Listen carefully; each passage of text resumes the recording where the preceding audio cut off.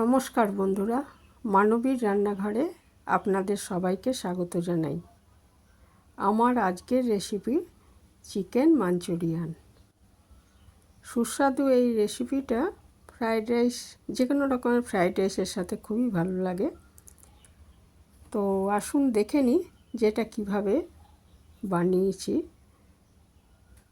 তো প্রথমে আমি এর জন্য 500 গ্রাম মতো চিকেন নিয়ে নিয়েছি।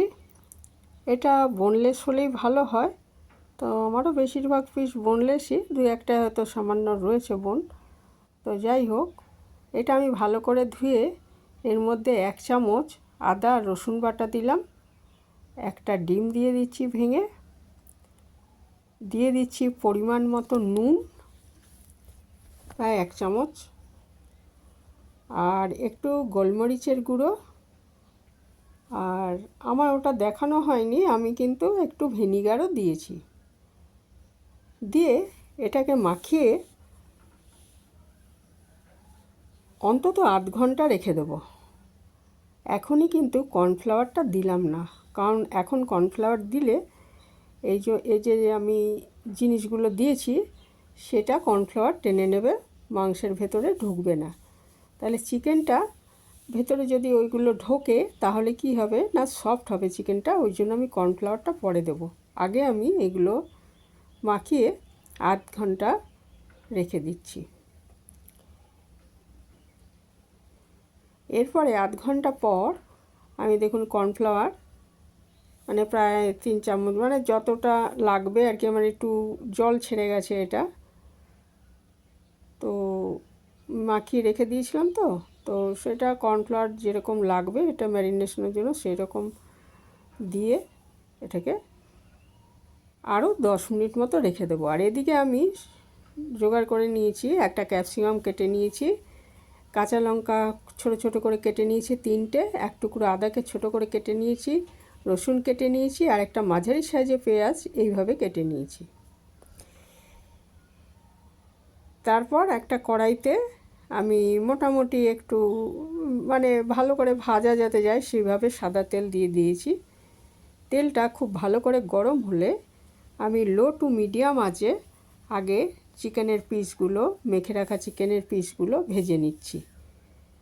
এইভাবে তেলে দেওয়ার পর অন্তত 1 মিনিট নাড়বো না, না হলে ওগুলো মানে হয়ে যাবে, মানে গায়ে যে কোটিংটা আছে ওগুলো ছেড়ে আসবে। তো অন্তত মিনিট খানেক পরে এটা আমি উল্টে দেব, আর দিয়ে অন্য পিঠটাও ভেজে নেব। আর এটা কিন্তু খুব কড়া করে ভাজা হবে না, মিডিয়াম হবে ভাজাটা, মানে একেবারে কড়া লাল করে ভাজা হবে না, একটু ব্রাউন হলে হয়ে যাবে। এইভাবে আমি 2 পিঠ ভেজে নিচ্ছি। মানে মাঞ্চুরিয়ান করার স্টাইল এটাই, খুব কড়া করে ভাজবো না, ভেতরটা একটু ভাব থাকবে, কাঁচা ভাব থাকবে আর কি এখন।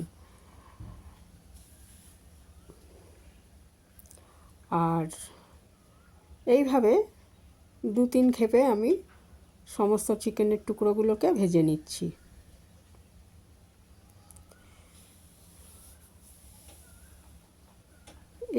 এটাই কি হয়, আর ব্রেস্ট পিসের মাংসগুলো হলেই ভালো হয় এই আইটেমটা। আর এখানে দেখুন আমি 3 চামচ সয়া সস নিয়েছি, কেউ কেউ ওয়েস্টার সসও দেন, আমার কাছে সেটা নেই, তো আমি সয়া সসই দিয়েছি।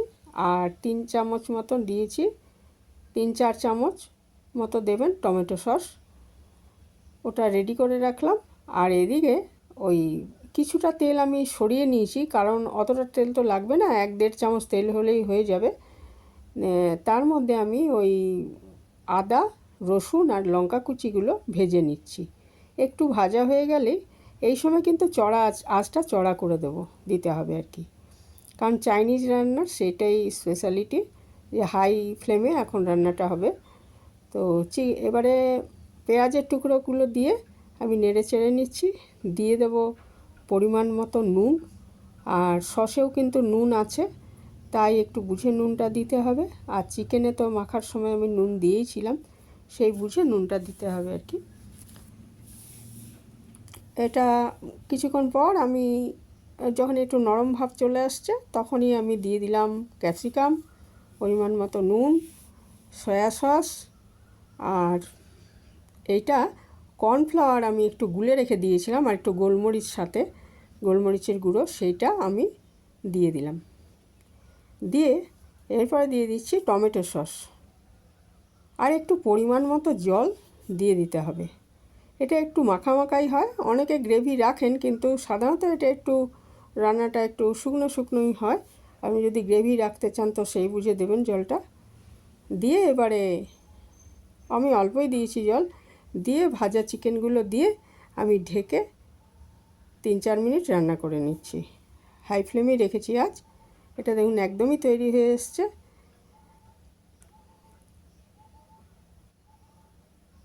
তো তৈরি হয়ে গেল সুস্বাদু চিকেন মাঞ্চুরিয়ান। আজ এখানেই শেষ করলাম। ভালো থাকবেন সবাই। যারা এ পর্যন্ত দেখলেন তাদের অসংখ্য ধন্যবাদ।